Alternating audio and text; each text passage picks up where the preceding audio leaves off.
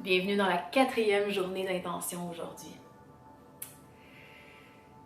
L'intention ne sera pas dite par un mot aujourd'hui. L'intention va être portée de par la première intention qu'on porte envers quelque chose qu'on observe dans notre quotidien. Qu'est-ce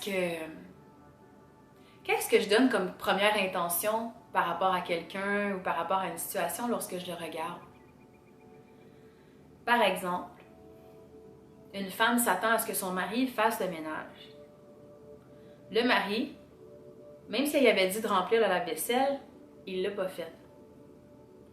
Fait qu'elle revient de travailler, la première intention qu'elle va y porter, c'est « Il n'a pas fait de la vaisselle, franchement! » Il aurait dû y penser qu'il fallait qu'il le fasse. Fait qu'elle va tout de suite avoir l'intention, dans l'exemple que je vous donne, que c'est sûr qu'il a fait ça avec une mauvaise intention. C'était voulu. Il a fait exprès pour ne pas vider le lave-vaisselle parce qu'il ne voulait pas le vider.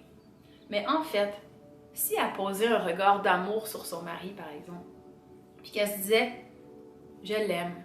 S'il n'a pas vidé le lave-vaisselle, c'est qu'il doit avoir une bonne raison. » Tu vois la différence d'intention?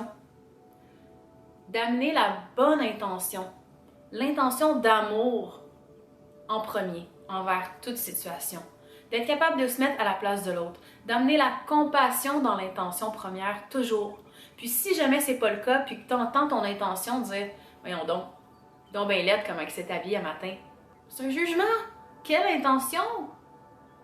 De se reprendre et de se dire « Hey, c'est peut-être son morceau de linge préféré. » Ou peut-être c'est juste ça qu'elle a à mettre aujourd'hui. C'est parfait. Envoyer de la compassion. Se donner la paix d'esprit, la paix de l'âme. De porter une intention toujours vers le beau, vers l'amour. Non pas nécessairement en étant naïf, sans observer la vérité autour, mais une naïveté de cœur, de voir que chaque personne est un élève en apprentissage de la vie, puis qu'on fait tout de notre mieux. Et puis probablement que dans l'exemple du début, la femme qui approche son mari avec l'intention d'amour va pas y dire « Ben voyons donc comment ça t'as pas vidé le lave-vaisselle? » Va peut-être y dire « Hey chérie, probablement que t'as pas eu le temps de vider le lave-vaisselle. J'aurais vraiment aimé ça. » Utiliser le verbe « aimer ». J'aurais vraiment aimé ça. Que tu vides le lave-vaisselle, ça m'aurait aidé.